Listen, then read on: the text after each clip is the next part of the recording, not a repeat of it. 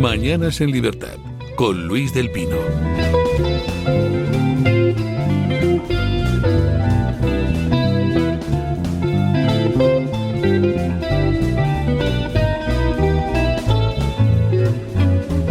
Bueno, 8:31 minutos, 7:31 en las Islas Canarias, y antes de ir con nuestra tertulia, déjenme decirles que en Navarretinto producen el mejor jamón de bellota 100% ibérico, convención exclusiva pata negra, elaborado para satisfacer los paladares más exigentes.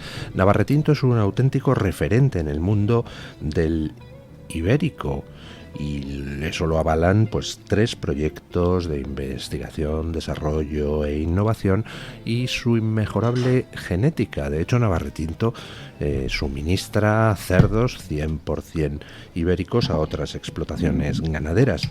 No es solo que tengan el mejor jamón, es que tienen la mejor paleta, tienen la mejor presa ibérica, el mejor lomo, el mejor chorizo, el mejor salchichón, como este de aquí. No se lo pierda.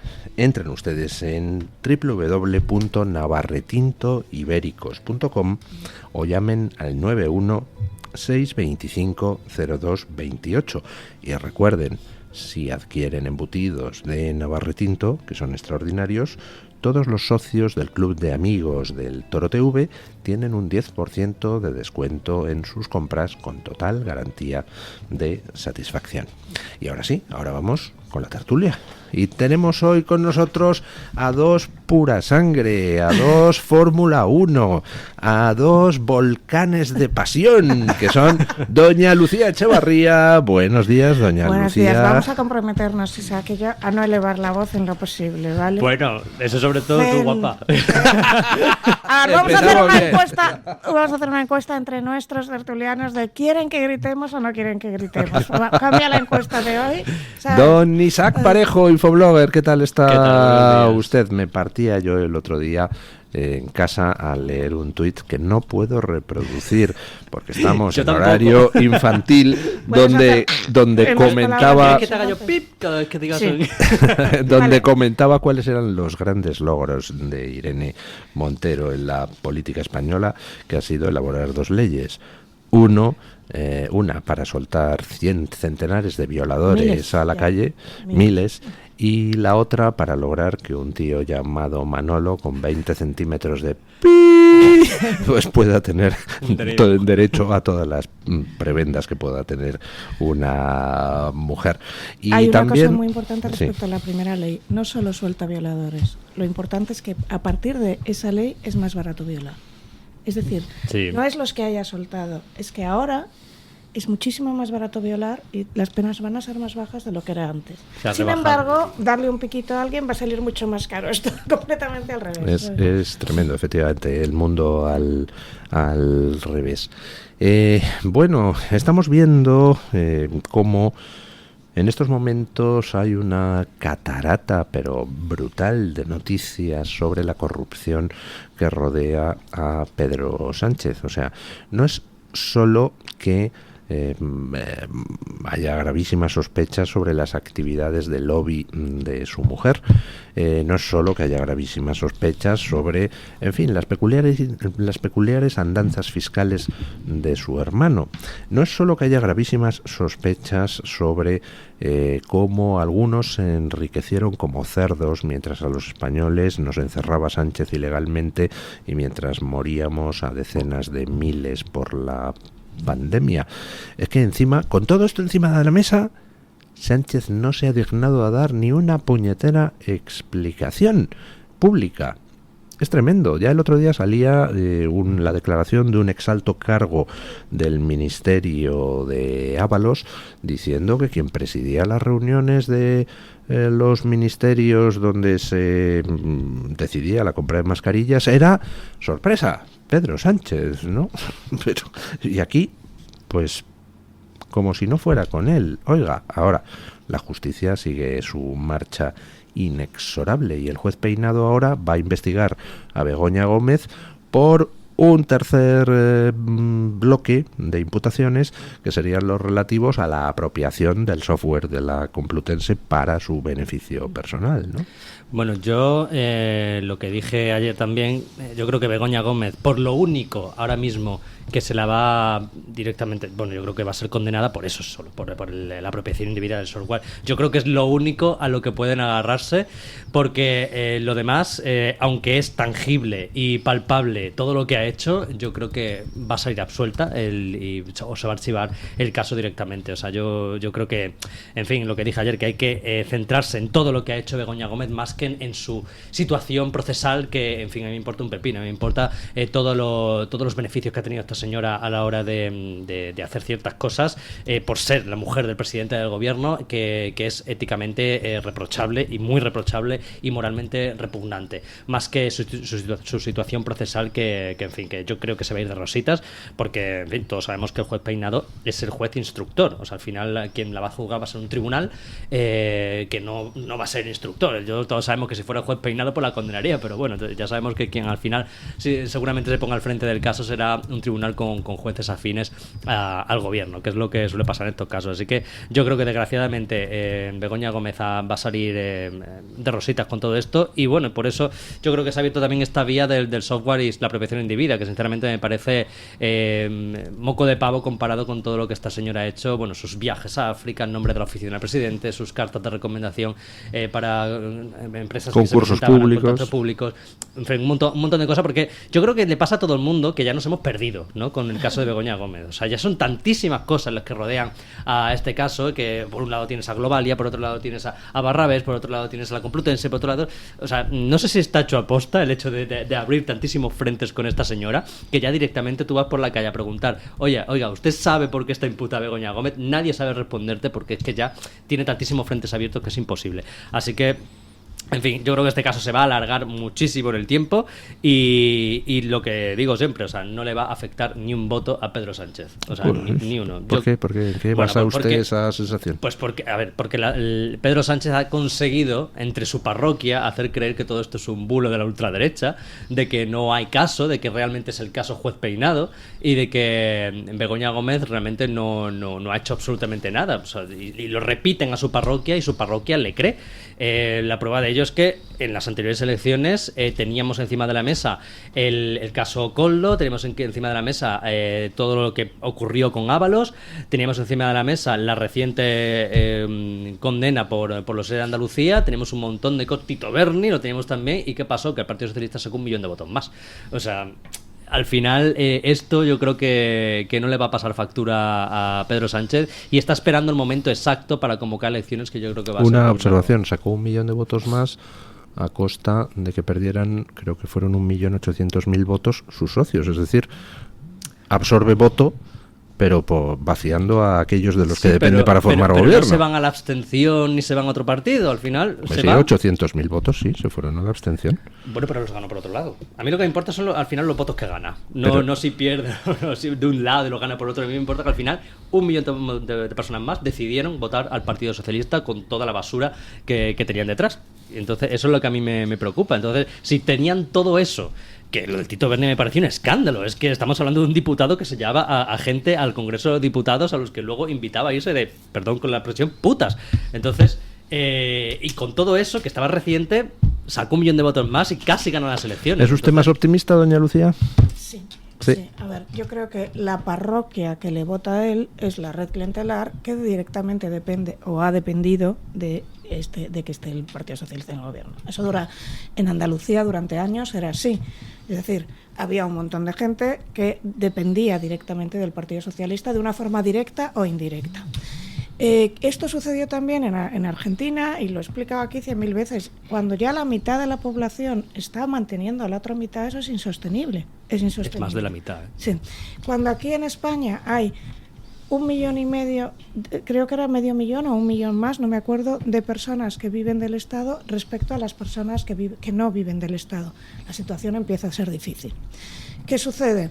Que él se llevó los votos de otra gente. Aquí tenemos un problema, que es no todo el mundo, o sea, nadie está de acuerdo con lo que ha hecho o lo que va a hacer en Cataluña. Y segundo, cuando llega un momento en que tú, por ejemplo, la de la vivienda, La vivienda. Oiga, usted ha estado 6 años y medio y ha sacado una ley de vivienda, y su ley de vivienda, datos sobre la mesa, es que ha empeorado el mercado de alquiler. Es decir, ahora la gente no saca su casa al mercado por pánico. Cuando tú llevas 6 y medio años en el poder, hay mucha gente, la gente que no depende directamente de que tú salgas elegido, empezamos a asustarnos, porque yo cuando salgo directamente, salgo a comprar todos los días al mercado, todos los días, porque soy muy maru. Entonces yo veo los precios tipo Argentina subir de un día a otro. Es decir, el martes llegas y el pan está a 0,80 y el domingo llegas y está a €1,20. No creo que ya puede que adelante elecciones, pero la jugada de la ultraderecha funcionó una vez. Ya no empieza a funcionar. Entonces, hay gente que jamás... 40 años. Vale, pues ya lo veremos. Hay gente que jamás votaría a PP o jamás votaría a PSOE, pero sí se abstienen. O sea, su miedo va a ser la abstención, no el que vayan a votar a otros. Porque además, yo conozco muy de cerca a la parroquia del PSOE, muy de cerca, y veo ya las fisuras, veo el hartazgo, veo sobre todo la gente que sí que es muy de izquierdas.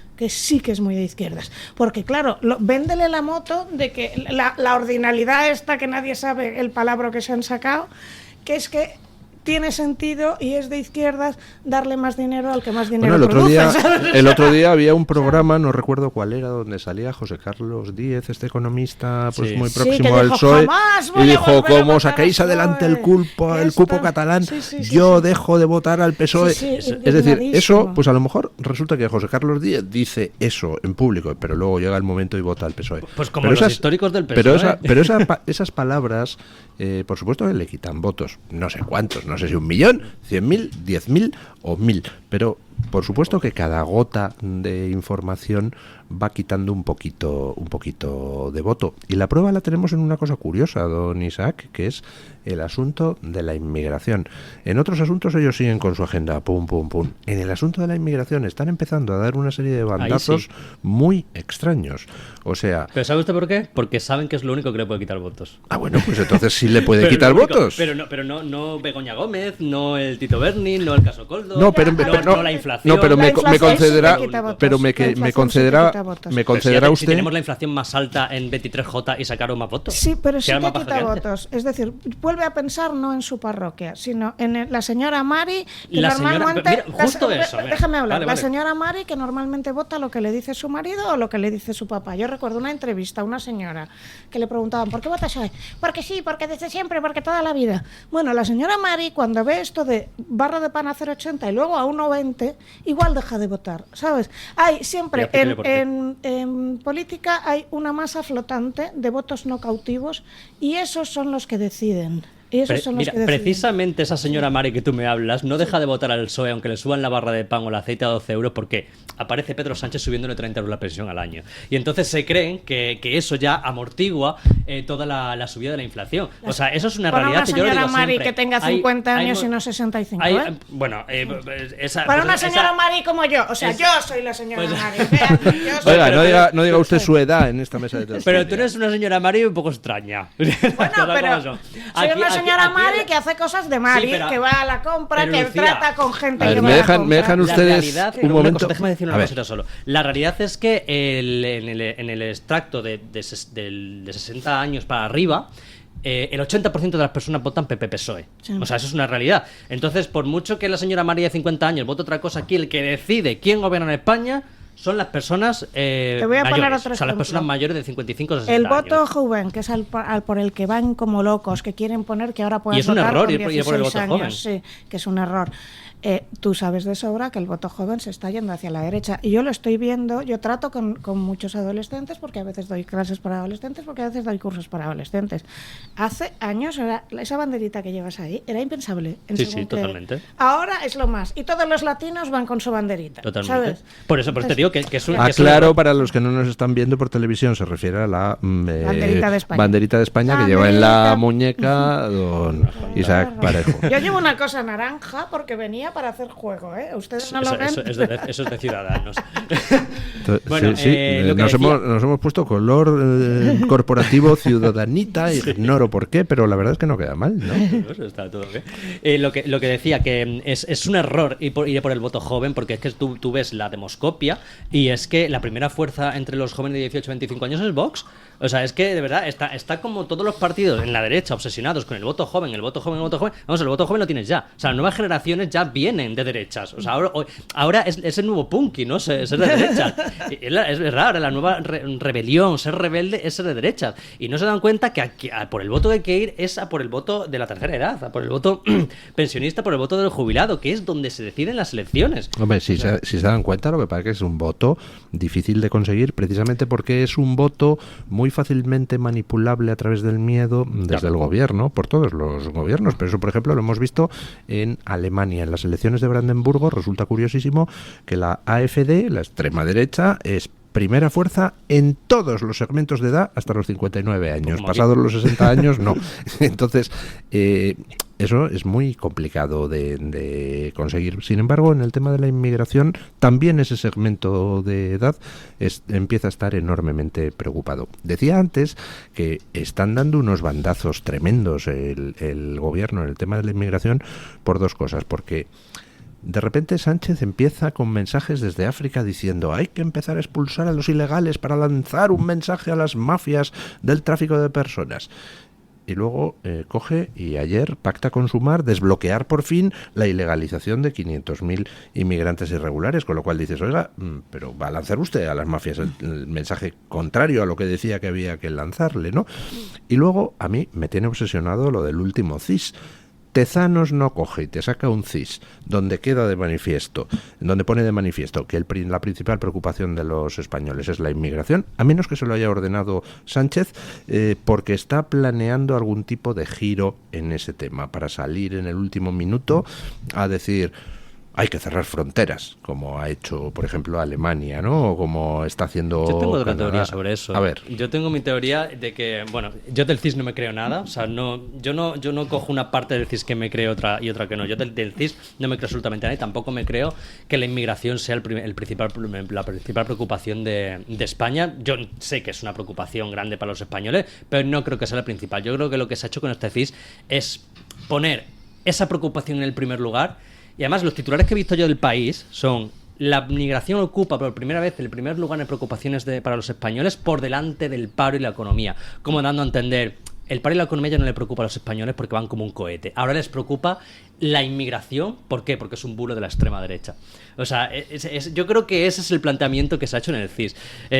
Rollo, pues eso, la inmigración ilegal es un bulo de la extrema derecha, no es un problema para España. Sin embargo, los españoles están preocupados porque el discurso de la extrema derecha ha calado. O sea, mirad cómo ha calado, que es la primera preocupación entre los españoles. Y mirad cómo la economía y el paro ya no es preocupación. ¿Por qué? Porque va como un tiro. Eso es lo que yo creo. Yo creo que la inmigración es un problema porque la gente está preocupada, pero todavía no ha llegado a ser el principal problema de los españoles, porque no lo sufre todo el mundo, ni como lo sufre la inflación, como sufre tal. No, yo creo que la inmigración lo sufren en determinados barrios, en determinados segmentos, pero todavía no ha llegado. Estoy totalmente de acuerdo. Es decir, la inmigración sí que la sufres, es decir, alguien que en Madrid tienes que vivir en determinado barrio para sufrirla, otro barrio no la va a vivir nunca.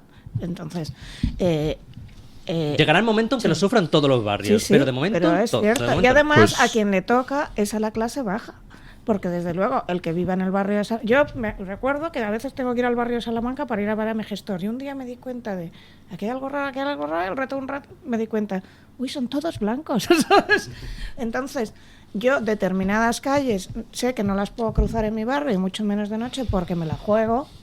Y vivo en un barrio donde eso no es una enorme... O sea, mi preocupación primera es la cuota autónoma, luego la inflación, ¿vale?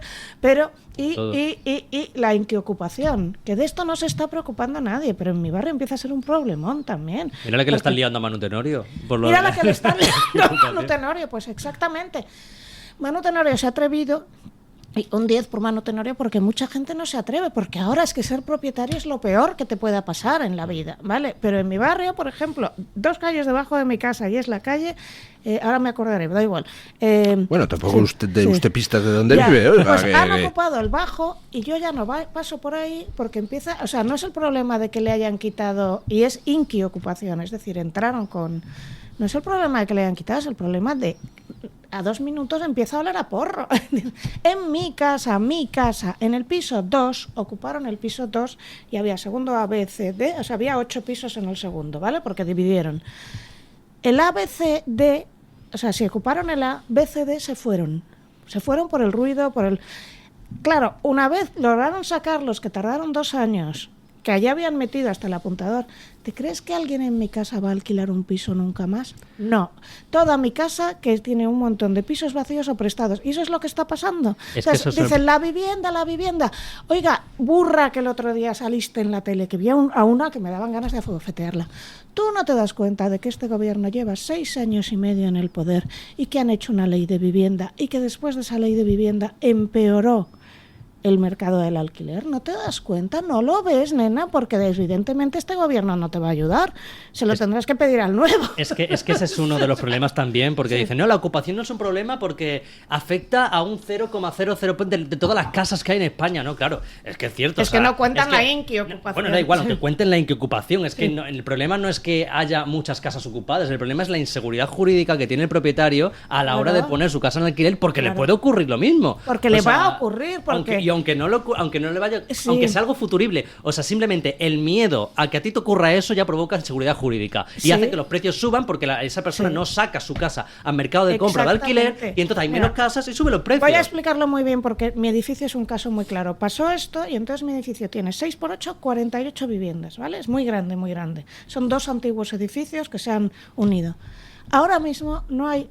Y es muy antiguo, es decir, la mayoría de los propietarios tienen más de 70 años y antes los alquilaban. Ahora se lo dejan a su sobrino, uno ha puesto un estudio de pilates, algunos están cerrados a cal y canto. Todas esas, igual 20 viviendas que podría haber en alquiler, en mi edificio ya no están. Porque después de lo que pasó, a nadie en su sano juicio se le va a ocurrir. Y bueno, los propietarios viven en su pueblo, pues vivirán con menos dinero, pero no van a alquilar ese piso. Y normalmente se lo han dejado a familiares. Ahora multiplique esto por todo Lavapiés. Yo les digo ahora mismo, cojan Idealista, cojan el móvil, busquen Idealista y busquen algo en Lavapiés. Todo es alquiler de temporada. Nadie se la va a jugar. Esta es la razón. Si usted pone una ley de vivienda en la cual el propietario, como tú dices, no tiene ninguna seguridad jurídica, se acabó el mercado en alquiler. Y véase lo que ha pasado en Argentina con Milei. Milei quitó esta ley, porque esta ley se la habíamos copiado a Argentina, lo recuerdo, y ahora puedes volver a alquilar en Buenos Aires. Es que son los datos, datos delante de tu casa. Coja los datos de Barcelona, en aquellas zonas donde se han metido topes al alquiler. ¿Qué ha pasado?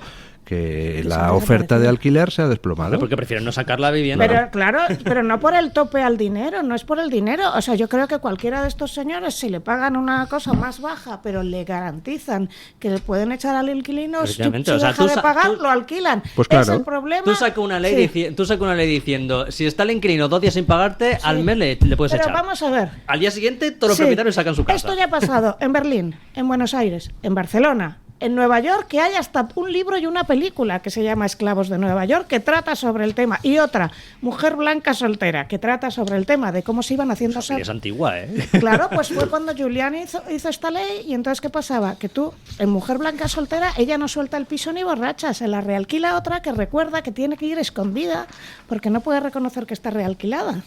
Eso es un sablet. O sea... esta señora tiene un piso de renta antigua, no se le ocurre soltarlo porque no va a encontrar otro, realquila una segunda, pero no le permiten realquilar, la realquilada tiene que ir escondida y a partir de ahí, chan, la realquilada es mala. Y ahora no sé si has visto estos últimos días sobre el racismo inmobiliario. ¿No lo has visto? Sí. Un nuevo palabra. Racismo inmobiliario, porque claro, aparecen inmigrantes, pues seguramente ilegales, que llaman a propietarios diciendo que, bueno, que están interesados en el piso y el propietario les dice que no está disponible. Y entonces ya, sin saber si es verdad o no, directamente ya dice que es racismo inmobiliario, que no se lo alquilan por ser negro. Bueno, no, pero vamos a ver. Datos. Buenos Aires, Berlín, Barcelona, Nueva York. hay 4 ciudades en las que se pusieron estas leyes, el mercado inmobiliario se pegó una hostia y excepto en Barcelona... Por favor, pegó una leche. Se pegó una bofetada morrocotuda y excepto en Barcelona tuvieran que cambiarlas. Oiga, blanco y en botella Malibú, si le están diciendo que, pues yo qué sé, que el paracetamol no se lo puedes dar a alguien con ictericia y que hay un estudio clínico que lo prueba, ¿qué vas a hacer en España? ¿Darle paracetamol en cuanto venga? Por favor, es que es lo menos científico del mundo. Tener a gañanes en el gobierno y a gente indocumentada es lo que trae. Porque cuando vas viendo que todos los gobiernos son una que no tenía carrera, otro que no tenía carrera, y entonces te dicen, clasista. A ver, tú te vas a ir a un médico que te diga, no, yo no tengo carrera, pero he leído mucho.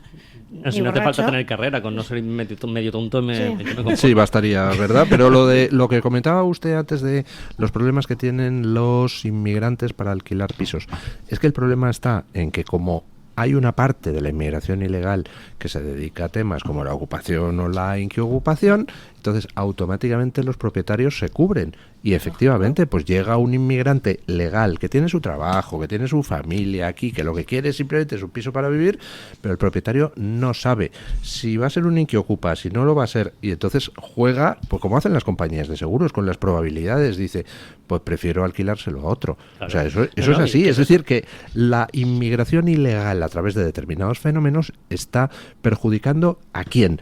A los españoles de clase baja y a los inmigrantes legales. Y a las personas con hijos, porque resulta que tú no puedes echar al inquilino que tenga hijos, de forma que nunca, eso pasó en Nueva York, por cierto, lo mismo, que se ve mujer blanca soltera, ella tiene ese pisaco porque es soltera y porque no tiene hijos. Entonces, ¿qué sucede? Que en cuanto hay hijos, nadie te va a alquilar. Con lo cual, usted si vive en Madrid, más vale que se vaya a Parla o a todo el cinturón que hay alrededor de Madrid, que ahora todo el mundo vive Cercedilla, Boadilla. Está sucediendo lo que sucedió en Nueva York, exactamente. Entonces, perjudicas a la gente que tiene hijos. No, pero es que cuando, y a los inmigrantes. Cuando tienes hijos, no te lo echan de ahí ni las empresas de desocupación. Por eso. Entonces, nadie va a alquilar a nadie que tenga hijos, obviamente.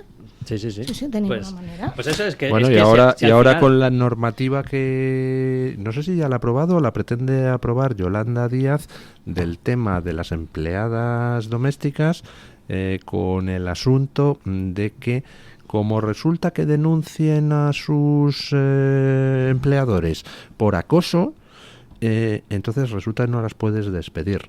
Pues va a pasar en el campo de las empleadas domésticas exactamente lo mismo que en el campo del alquiler. Van a acabar con el mercado de las empleadas domésticas en 3 minutos. O en negro, todas contratándolas en negro y ya está.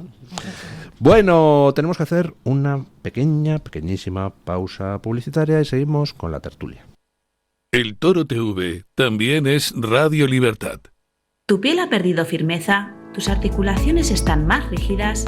La fórmula de Aminopac contiene aminoácidos precursores del colágeno y vitamina C, necesarios para la salud de tu piel, huesos y articulaciones. Dale a tu cuerpo lo que necesita para producir colágeno con Aminopac. Visita ahora mederinutrición.com. Comienza tus mañanas en libertad. Radio Libertad.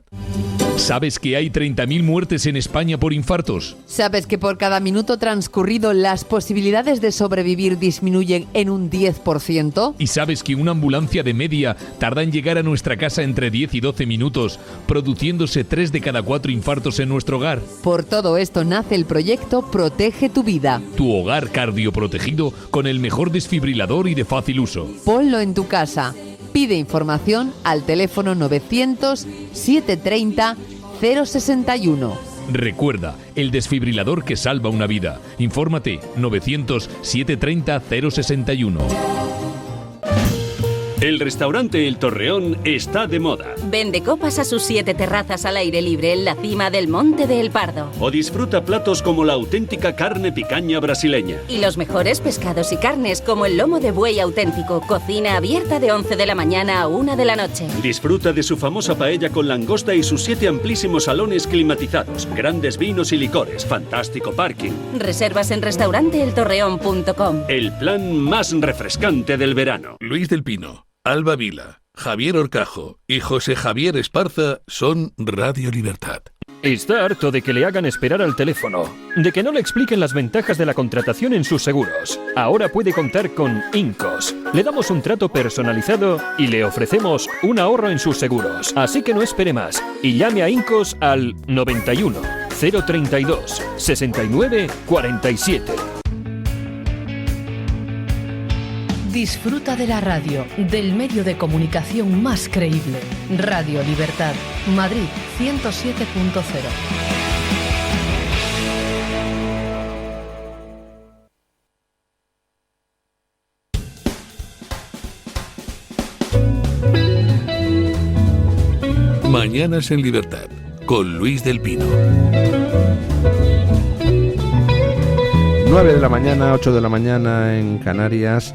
Bueno, ayer en la ONU Sánchez estuvo espectacular. O sea, es la encarnación del principio ese de la propaganda goebbelsiana, que lo usan a rajatabla los de la izquierda progre-woke, de acusar al otro de lo que haces tú, porque es la manera de poner el foco en el otro. Transposición, ¿no? Se llama proyección narcisista. No, pero el principio creo que era de transposición. El principio es de transposición, pero sí. Bueno, escuchen ustedes las palabras de Sánchez, cómo está describiendo lo que hace la internacional progre-woke, pero achacándoselo a los de enfrente. El auge de los movimientos ultraderechistas obedece también a una buena coordinación internacional entre sus promotores y sus responsables políticos. Nos estamos enfrentando a adversarios poderosos, con importantes fuentes de financiación, que nutren redes de contacto a escala global. Me decía el presidente Lula que han tenido sus convenciones en Brasil, han hecho también convenciones en España. Bueno, es un movimiento que no reconoce los resultados electorales, son movimientos que niegan la ciencia y, por tanto, el cambio climático, son movimientos que manipulan conceptos como la libertad, son movimientos que promueven el discurso del odio, del racismo, de la xenofobia, cuestionan la participación de la mujer en la política y en los asuntos socioeconómicos de nuestras democracias, y algo muy importante, y es que al dar por perdida la batalla de las ideas, lo que hacen es tratar de deshumanizar al adversario político.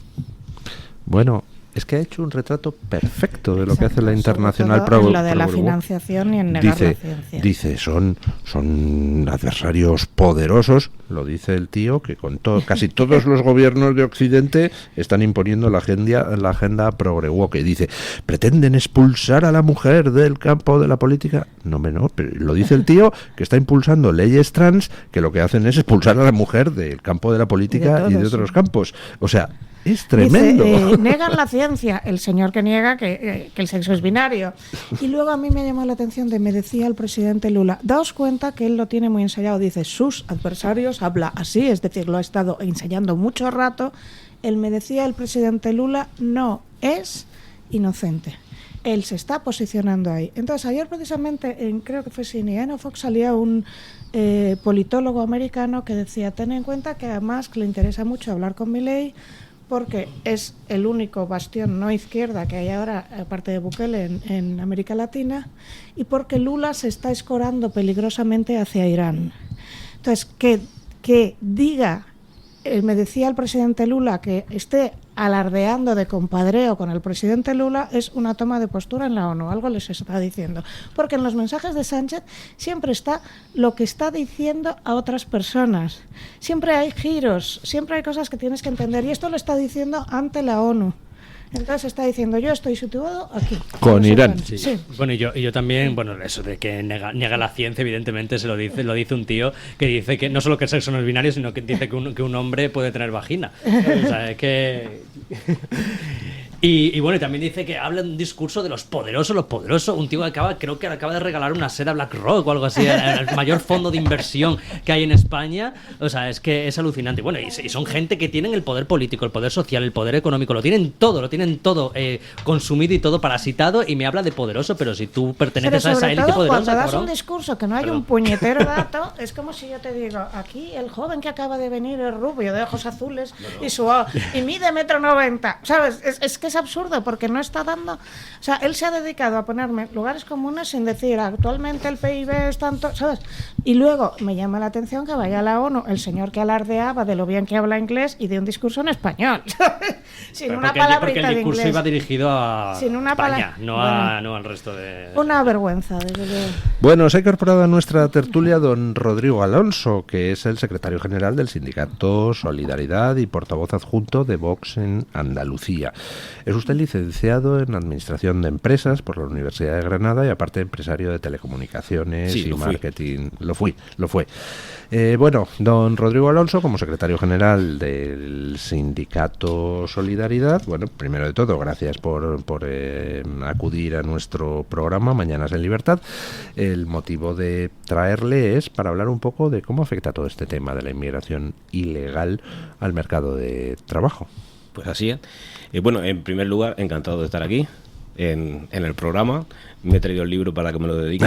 Muchísimas gracias. Se ha traído un ejemplar de mi libro Yo, el difamado, que por cierto estaré en Pamplona el próximo 4 de octubre presentándolo, y luego estaré en Cartagena. Creo que vienes a Almería.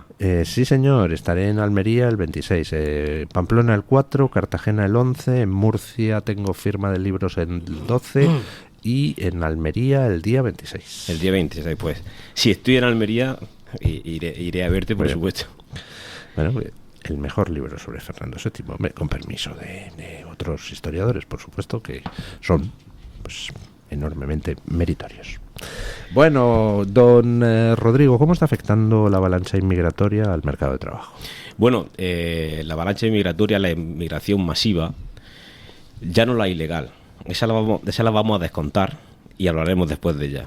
Pero la legal afecta de forma de forma negativa al mercado de trabajo. ¿Por qué?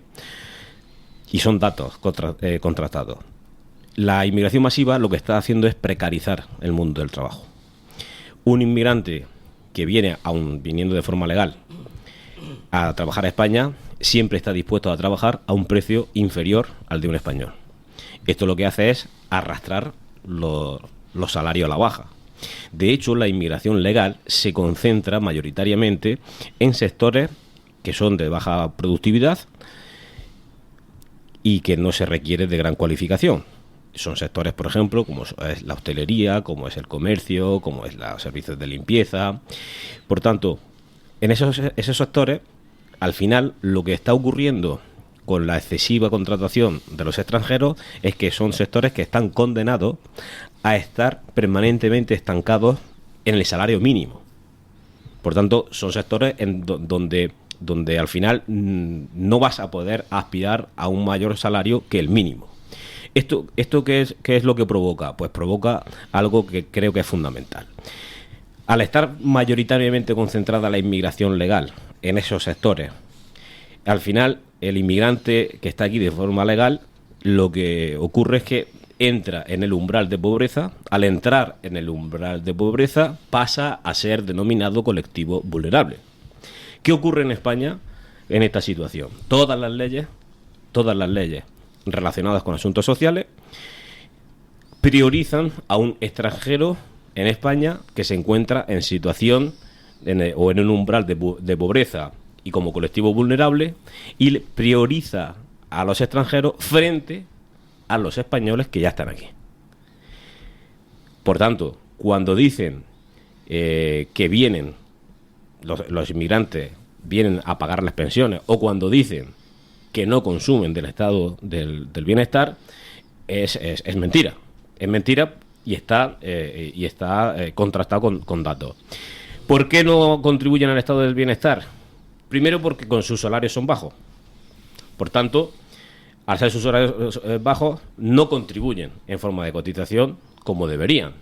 Al ser colectivos vulnerables, consumen más recursos del estado del bienestar de los que realmente aporta. Y por supuesto no vienen a pagarnos las pensiones porque, como digo, al tener salarios bajos, no cotizan suficiente, al tener también contratos que no son a tiempo completo, sino que son a tiempo parcial, pues se produce un déficit en cuanto al aporte y al consumo de servicios públicos. Así está usted describiendo una situación bastante endiablada, porque claro, por otro lado, pues hay toda una serie de puestos donde es verdad que los españoles no quieren trabajar, ¿no? Bueno, ¿es endiablada o no? O sea, yo he descrito una realidad basada en los datos que se desprenden del Instituto Nacional de Estadística, del Servicio Estatal Público de Empleo. Uh-huh. Esa es una descripción de hechos, no una opinión. Es una descripción de hechos. ¿Qué ocurre con aquellos puestos de trabajo que el español no quiere coger. Vamos a ver. Evidentemente, habrá españoles que tengan un nivel de vida o una exigencia o un acceso o unos requerimientos para acceder a una vivienda, para acceder a un alquiler, en el que no tiene la posibilidad ni tiene las ventajas que sí tiene el extranjero. Entonces, el extranjero va a trabajar siempre en un puesto de trabajo frente a un español a un salario más bajo.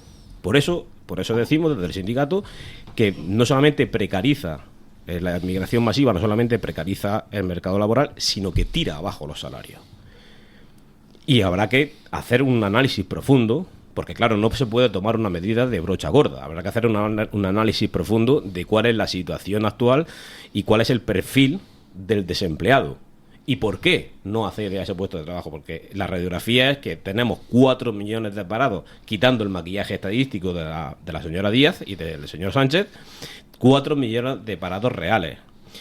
Cada vez se producen más contratos, pero se trabajan menos horas. Es decir, se está fraccionando el mercado de trabajo y, por tanto, hay que hacer un profundo análisis de por qué se está sustituyendo la mano de obra extranjera por la mano de obra nacional. Lo que acabo de decir tampoco es una opinión. Son datos que proceden del Servicio Estatal Público de Empleo y del INE. ¿Y qué proponen ustedes? Nosotros lo que proponemos, primero, hacer ese estudio profundo. Segundo, hay que perseguir al holgazán. Existe la figura del holgazán. Hay mucho asentismo laboral. Hay que ver por qué se produce esta situación.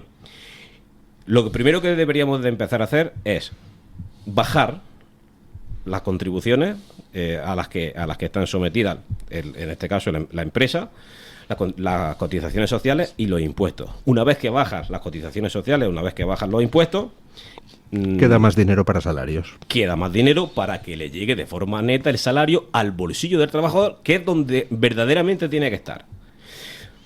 Eso es lo primero. Ante esa situación, vamos a ver qué ocurre.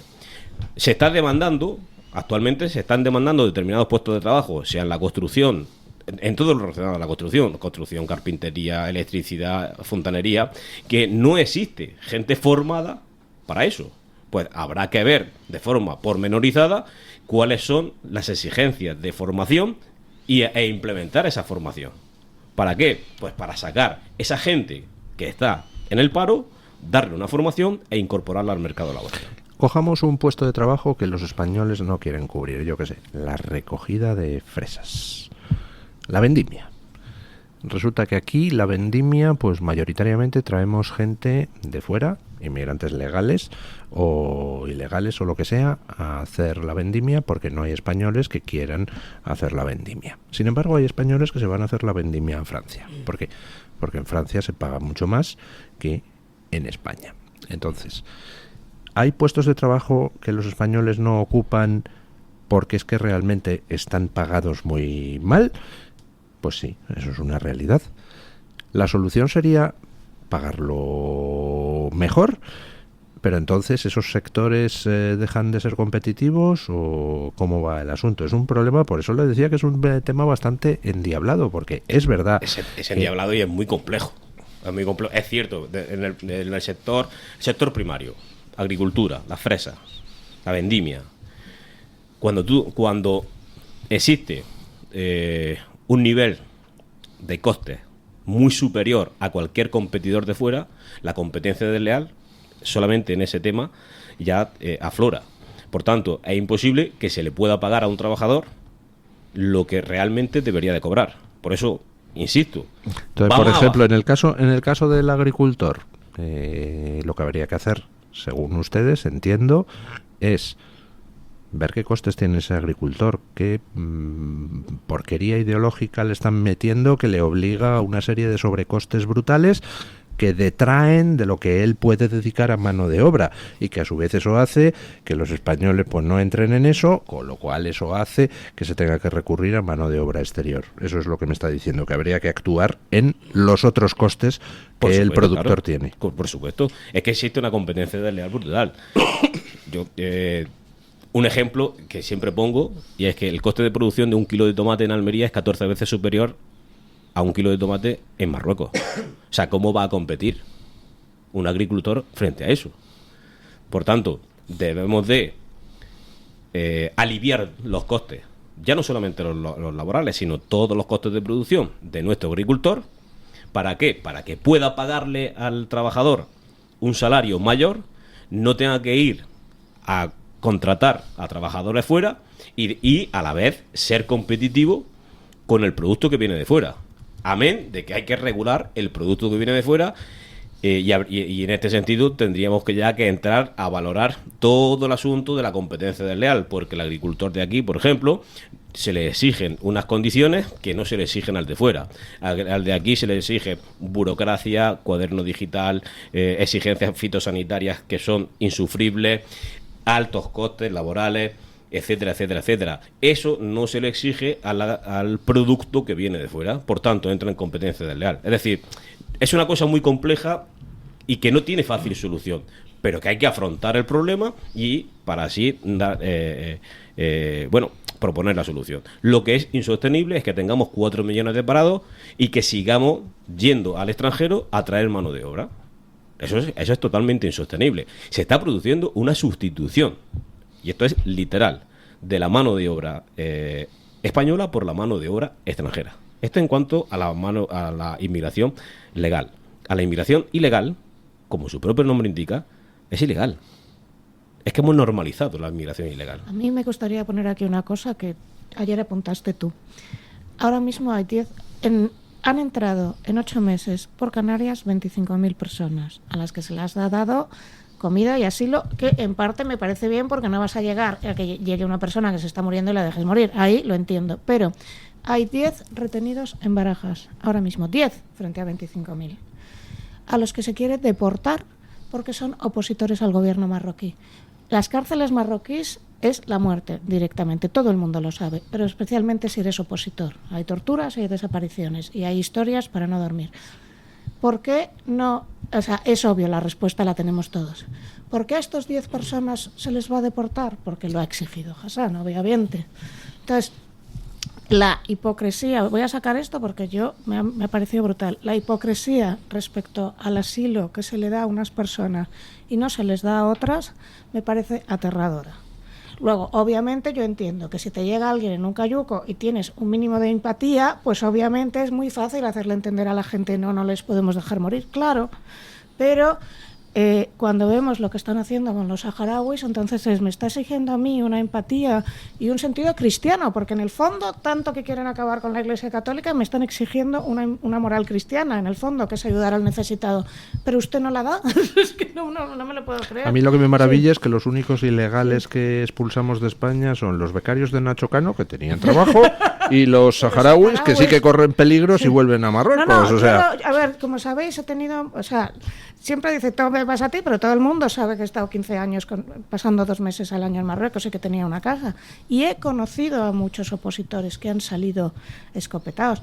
Una cárcel de Hassan no es una cárcel europea. Una cárcel de Hassan, si no tienes alguien que te mantenga fuera, es morir. Por eso muchos niños de la calle de Marruecos prefieren venir aquí, porque aquí no van a la cárcel. En Marruecos tú robas una cartera a un turista y te pillan y acabas en la cárcel, y dependerá mucho de tus padrinos si sobrevives o no. Esto es muy importante. Entonces, la hipocresía salvaje de decir 25.000 entran por Canarias, pero, atención, estos 10, que son 10 personas, y una de ellas es una niña pequeñita, no los devolvemos a una muerte prácticamente, o a un drama, me ha dejado de piedra, y quiero decirlo porque es que ha sido aterrador. Y ahora te dejo seguir. No, pero es que es que no es una cuestión extraordinaria, no es una cuestión humanitaria, ni es una cuestión de buenismo. Uh-huh.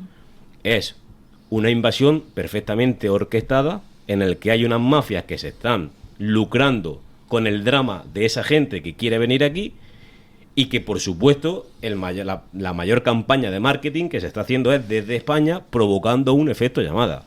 Se ha gastado el gobierno de Sánchez 3.000 millones de euros en el año 2023 para acoger a 57.000 inmigrantes ilegales. 3.000 millones de euros. Es una auténtica barbaridad. Es un efecto llamada extraordinario. Y también se está haciendo por parte de las comunidades autónomas. Yo conozco de primera mano lo que ocurre en Andalucía. Moreno Bonilla, cuando abre los brazos pidiendo y diciendo que todos los que vengan serán acogidos, lo hace con un efecto llamada que lo tiene incorporado en la propia legislación andaluza. Un inmigrante ilegal que entre de forma ilegal a Andalucía y se encuentra en situación de irregularidad, tiene acceso a cobrar la renta mínima de inserción social, que se dice muy pronto. ¿Un inmigrante irregular tiene derecho a la renta mínima de inserción social? El que entra en Almería con 17 años, pasa a un centro tutelado de la Junta de Andalucía y al cumplir los 18 tiene acceso a la renta mínima de inserción social. Pero además tiene prioridad hasta los 25 años en ayudas al alquiler de una vivienda, acceso al acceso a una vivienda, a becas para formación, a prestaciones contributivas. Eso es un efecto llamada brutal. No sé lo que es. A mí me parece una patada en los mismísimos a los españoles. ¿Qué entonces, quiere que le diga? Claro, entonces, ¿qué es lo que ocurre, por ejemplo, en el caso de Andalucía? Que cuando el que entró por Almería con 17 años, al cumplir los 18, Moreno Bonilla le pone un piso.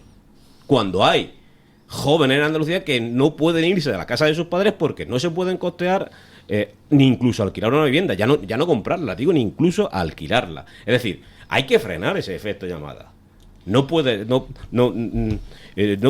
seguir por esa senda. Es inasumible seguir por esa senda, amén de la inseguridad que genera. Por supuesto. Yo quería decir una película que no sé si estará ahora en plataforma, se llama Yo Capitán y cuenta toda el parcours, el peregrinaje de un chico desde, creo que era, no recuerdo el país, hasta Europa y cómo va pasando de mafia en mafia y había personas que se iban de la sala. Lo de que son mafias es real, pero yo ya a nivel psicología social es como cogen algo que era patrimonio de la Iglesia Católica o de los cristianos en general, es decir, el deber de caridad, que está dentro de los 10 mandamientos y el deber de caridad, el deber de dar de comer estos eran las obras de caridad, dar de comer al hambriento, dar de beber al sediento y acoger al no me acuerdo la palabra que daban, no era migrante. Y entonces dar posada al peregrino. Dar posada al peregrino, esto, y acoger a no sé quién. ¿Por qué creéis que siempre están atacando a la Iglesia Católica? Siempre. Pues porque le están robando a la clientela. ¿Pero por qué creéis que mucha gente abandonaba la Iglesia Católica? Porque el deber de ser empático hasta la saciedad y ponerte a los demás por encima de ti, algunos santos lo pueden hacer, es lógico, hay gente que es santa, pero llegaba un momento en que era muy difícilmente asumible, y yo lo cuento desde la primera persona. Yo cuando estaba en ese grupo, era un grupo cerrado de oración, y yo lo tenía 14, 15, 16 años, llegaba un momento que era, ¿por qué tengo que dar mi paga a otros? Porque tenías que dar tu paga, la paga que te daban tus padres, te decían que se lo tenías que dar a la gente en la calle, y las demás podían tener, recuerdo, unos zapatos castellanos, y yo no. Esto es la broma, ¿no? Pero claro, es que no le puedes exigir a la gente que sea una santa. No todo el mundo es un santo, y menos un santo laico, porque a los otros al menos se nos prometía el cielo después, pero aquí no te prometen nada. Entonces es muy difícil, a nivel psicología social estoy hablando ya, es muy difícil establecer este status quo, porque llegado un momento, pues es obvio que la gente se cansa, pero se cansa en el entorno que sea buenismo, progreso, sea catolicismo, sea lo que sea. El Islam muy inteligentemente solo te requiere dar un 10%, ya está. Entonces, mientras des tu 10%, asunto arreglado. No exige que des todo lo que tengas y, como sucede en la Biblia, te quites, o como hizo San Francisco, se quitó todos sus trajes y se los daba a los pordioseros e iba desnudo por la calle. Y en la Biblia hay varios ejemplos de que alguien se quita su túnica y se la da al otro. Creo que incluso Jesús lo hizo. Pero claro, llegado a un punto, pues la santidad es muy difícil de asumir. A ver, no le vas a negar el agua al sediento ni el pan al hambriento. Ni la posada al peregrino, pero claro, pero es que resulta que es mi hijo el que tiene sed y el que tiene hambre. Es decir, son los españoles los que tienen sed y los que tienen hambre. No son ni hambrientos ni sedientos. Vamos a y los que vienen de fuera, yo he visto centenares pasearse por el puerto de Almería, eso lo he visto yo. A Almería han entrado 30.000 inmigrantes ilegales en los últimos 5 años, 2.300 pateras. Y créanme cuando digo que ninguno se le veía famélico, ni endeble, ni con muestra de haber pasado penuria. Y mujeres hay pocas, no, ¿verdad? Ninguna. Y niños de corta edad también pocos. Ninguno, no he visto ninguno. No se sabe, hay que preguntarles. No he visto bajarse de una patera y salir del puerto de Almería a ninguna mujer nunca. Y de los niños, joder, pues menudos niños. Estamos hablando de niños de 1,70, con cuerpos bien fornidos y en edad militar. O sea, es que ese es el perfil de lo que está entrando, y ese es de lo que estamos hablando. No estamos hablando de una madre que viene con un niño en brazos y que se ha recorrido el estrecho. De vez en cuando hay una de cada 10 o una de cada 20, de vez en cuando hay. Es cierto que ese es el ejemplo que te ponen, pero ya que estamos hablando, pretenden deportar a una saharaui que tiene una niña pequeña. Entonces siempre te están poniendo el ejemplo de la madre con la niña pequeña, pero luego quieren deportar a una saharaui con una niña pequeña. Además, con lo cual el argumento que es Marruecos el que dice quién entra y quién sale. Es que además el argumento que están utilizando con los saharauis es muy peculiar. Resulta que los cientos de miles de inmigrantes ilegales que entran dicen es que no los podemos devolver porque no sabemos de dónde son. Y el argumento que da el Ministerio del Interior para deportar a estos saharauis, que han aportado documentación de ACNUR diciendo somos saharauis, dice el Ministerio del Interior, no estamos seguros de que sean saharauis.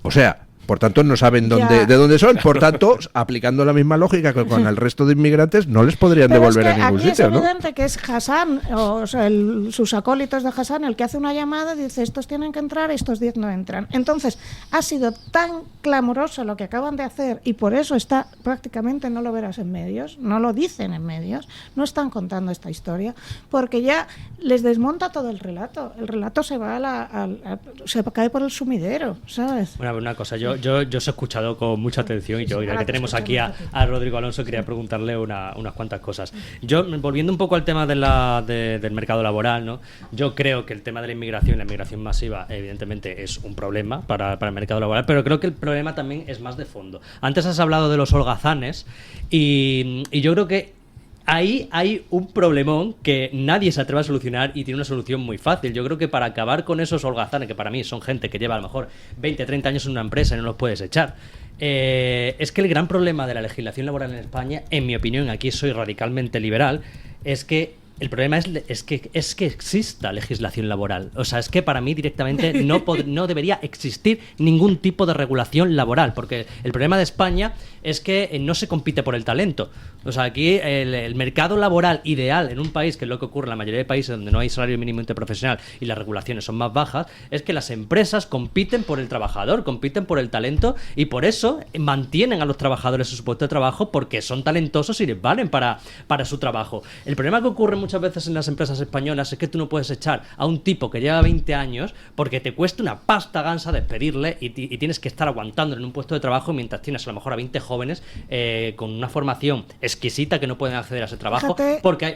Porque tienes a una persona calentando la silla durante mucho tiempo. Entonces, el problema, si tú te cargas en este momento las indemnizaciones por despido, que para mí son el mayor lastre que tiene la legislación española, ese problema se acaba. Y lo comparo siempre con el problema de los empresarios y la ocupación.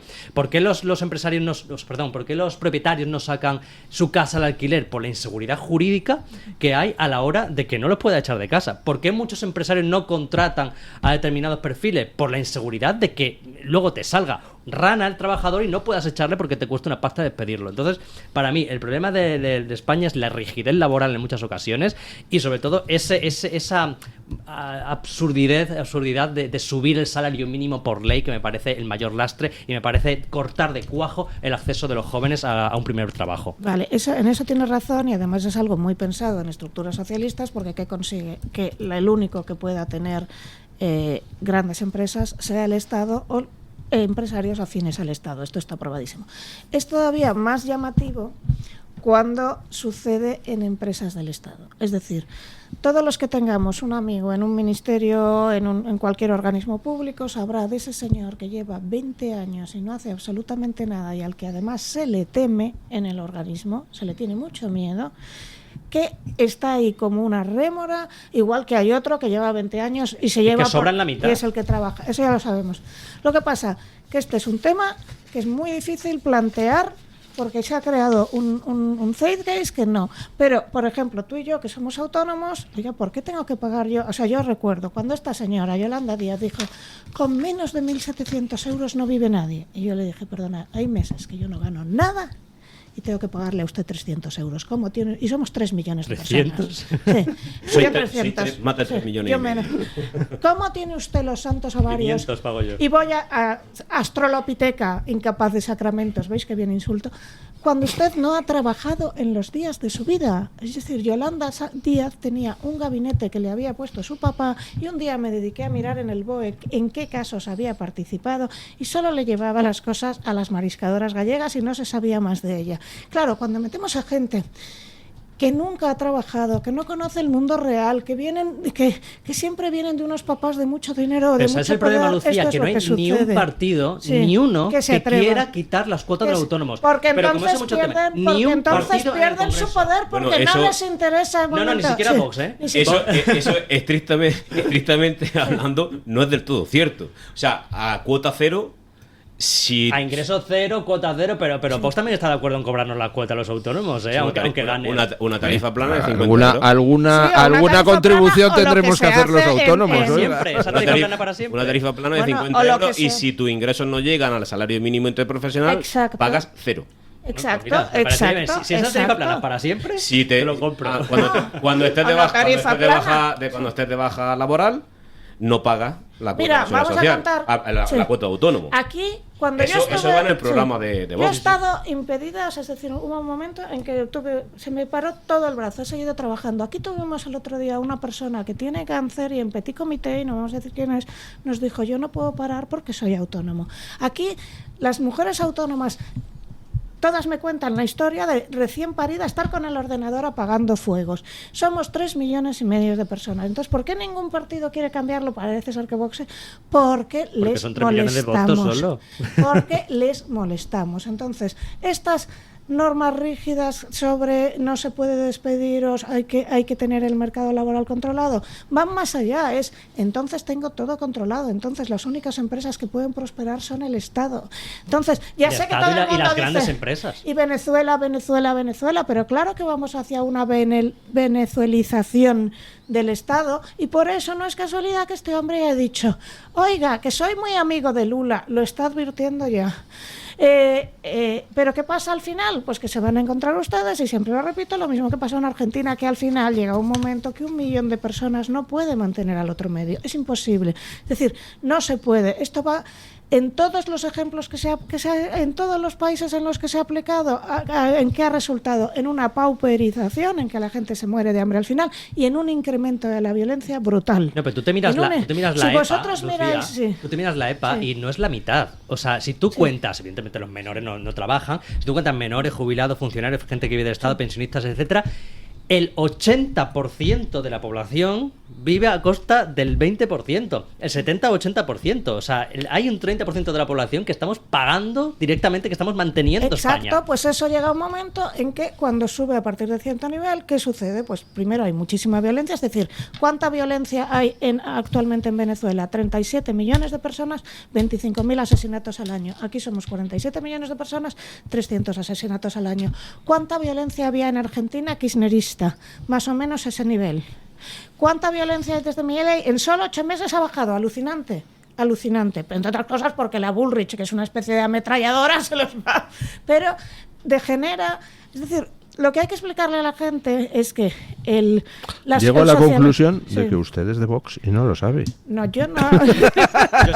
yo se lo digo todos los días, no me hace caso. No he querido decir nada porque no había nada que no quería ser juez y parte, pero tiene una rémora progre. No. Al final.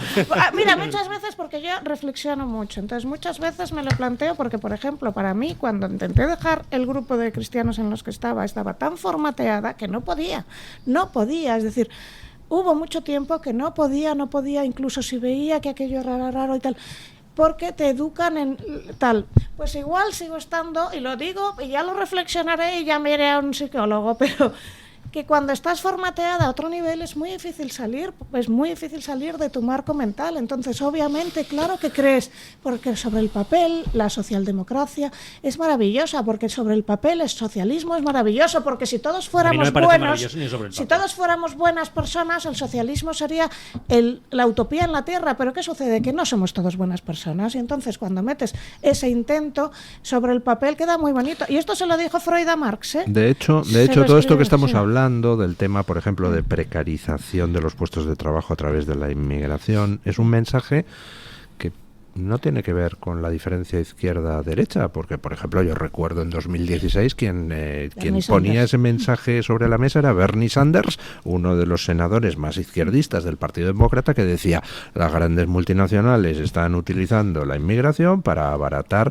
el coste de los puestos de trabajo en Estados Unidos, lo cual conduce al paro de muchos estadounidenses, ¿no? Y esto lo dice ahora Sarah Wagenknecht, se llama.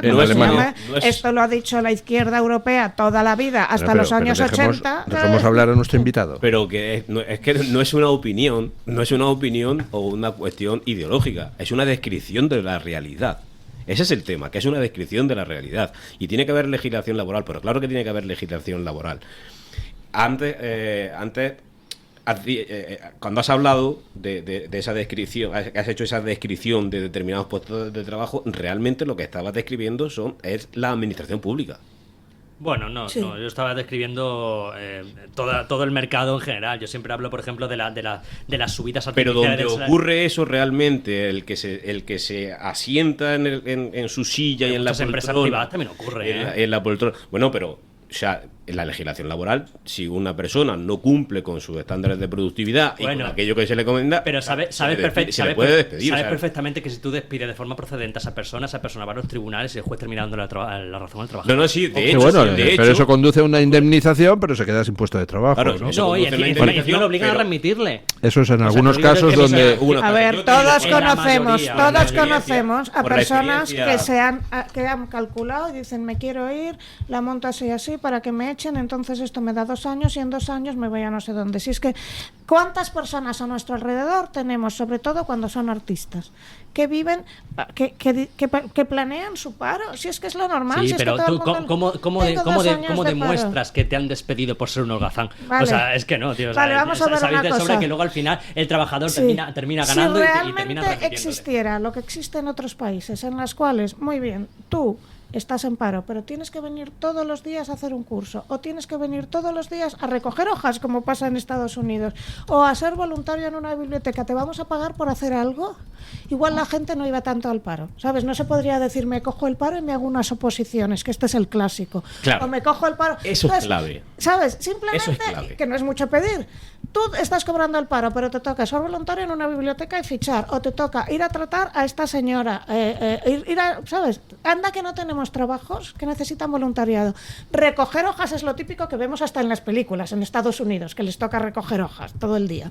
O te toca hacer, o te vienes a dar un curso, es que vienes todos los días aquí, te vamos a dar un curso en lo que sea, pero vas a ver cómo toda esta gente que dice: me cojo el paro y me hago unas oposiciones, desaparecía, porque ya no podrían hacer sus oposiciones. Me fascina el tema oposiciones. O sea, aquí la gente se piensa que el dinero crece de los árboles y que todo sueldo público no sale de ningún sitio. Te voy a contar un caso real. Bueno, se están ustedes entrevistando mutuamente con mucha soltura, pero dejemos hablar un poco al invitado. Y mira, todas las ayudas sociales, todas las prestaciones, sean contributivas o no, sea el paro, sea el subsidio por desempleo, el ingreso mínimo vital, las rentas de inserción social de las distintas comunidades autónomas, todas ellas están ligadas a la búsqueda activa del empleo. ¿Qué ocurre? Que aquella persona que, por ejemplo, está cobrando la renta mínima de inserción social y está obligado a hacer un determinado itinerario de inserción laboral y está obligado a esa búsqueda activa de empleo. ¿Qué pasa?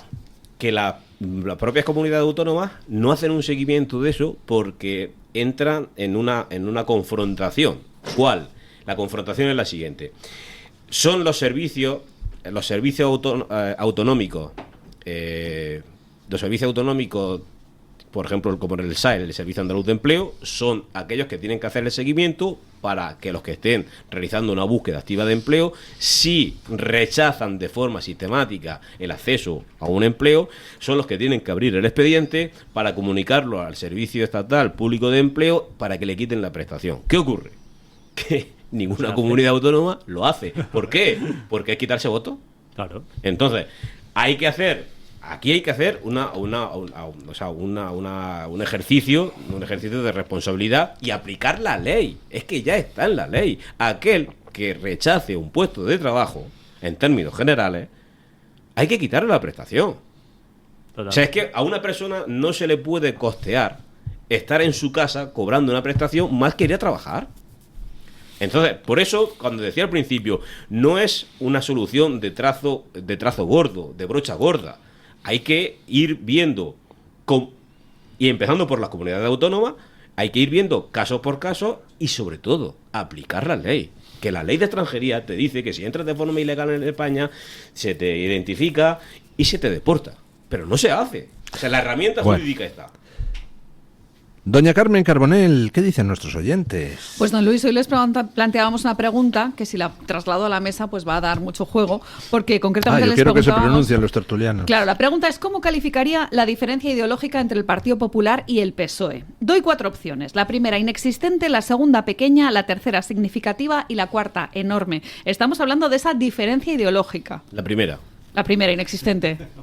Doña Lucía, don Isaac. Solo te refieres a ideología. Ideológica. Diferencia ideológica. Que luego en otras cosas se parezca mucho, vale, pero es lo que más intentan diferenciarse es lo que ellos llaman la batalla de las ideas, porque como no te vamos a ofrecer soluciones, nos vas a votar por otras cosas. Te dice porque significativa. A ninguno nos van a cambiar la cuota de autónomos. Entonces te ponemos otras cosas que en el fondo te importan un comino, pero... ¿sabes? Significativa. ¿Y usted? Absolutamente inexistente. Fíjese qué curioso esto que ha puesto encima de la mesa Lucía, porque hay mucha gente que dice que ideológicamente quizás sí, pero en objetivos no. Por ejemplo, hay un comentario de José Manuel que dice que hay pequeñas diferencias en la ideología, pero ninguna diferencia en los objetivos, cuando luego se ponen encima de la mesa esas cuestiones supuestamente ideológicas. Bueno, les cuento cómo han quedado los resultados en la libre encuesta, concretamente en Twitter. El 55% de los encuestados considera que es inexistente esa diferencia ideológica, pero fijaos porque la siguiente opción más votada, con un 37% de los apoyos, es la de pequeña, que es muy pequeña la diferencia entre el Partido Popular entre los dos y el PSOE. Pues así a bote pronto pues casi llegaríamos a más de un 90%, don Luis. Tan solo hay un 8% que considera que hay una diferencia, un 5% considera que es significativa y un 3% que es enorme. Así que ya lo ven. En cuanto a los resultados globales, diríamos que el 92% de los encuestados consideran que prácticamente son lo mismo, y sin embargo hay un 8% que dice que hay alguna pequeña brecha en ese campo ideológico. Y don Luis, hay muchos comentarios, pero me he quedado con uno bastante interesante que nos lo manda Jesús ahí en Twitter, que dice que un político del PP se parece mucho más a un político del PSOE que a un votante del PP.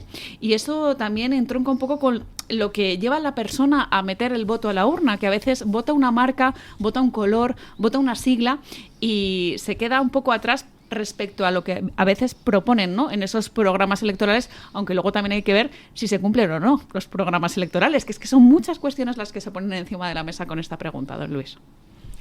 Pues muchísimas gracias, doña Carmen Carbonell, por traernos la opinión de los oyentes. Muchísimas gracias, don Isaac Parejo, doña Lucía Echevarría. Hoy se han portado ustedes maravillosamente bien. Un par de tacos por ahí y tal. Pero usted también ha soltado uno. Bueno, pero vamos, estoy realmente pasmado. Sí, hay que hacer la próxima encuesta de oyentes es: ¿prefieren que nos peleemos o prefieren que no nos peleemos? Ya pues mira, no hemos alzado la voz en ningún momento. Vamos a planteárselo a los oyentes como encuesta un día que vengan ambos. Venga, sí. Piscina de barro, sí.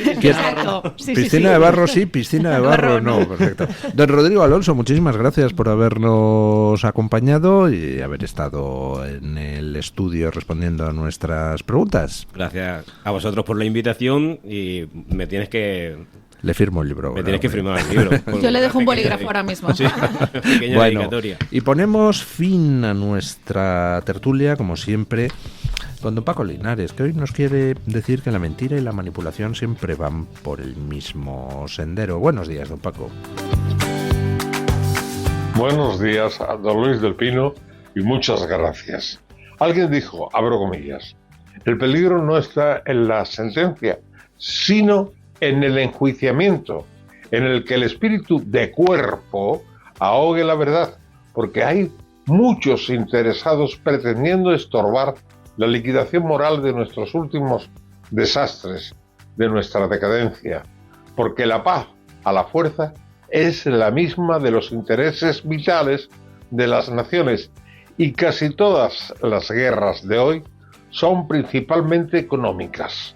Hay muchos intereses, hay mucha mar de fondo. El verdadero cáncer que nos corroe es el del abogadismo. Cierro comillas y me salgo del guión para confirmar que es un tumor maligno el deseo de controlar la justicia, pero continúo con el ponente. Vuelvo a abrir comillas. Decía, es necesario dudar de esa prensa grande, la de grandes medios económicos y técnicos, la de grandes tiradas. Cierro comillas. Esto está entresacado de un artículo del 24 de enero de 1906 del periódico Heraldo de Madrid. Fue un discurso del rector de la Universidad de Salamanca, que pronunció en el Teatro de la Zarzuela. El rector era nada más ni nada menos que don Miguel de Unamuno. Ahora todo sigue igual. Mañana más y mejor. Punto final.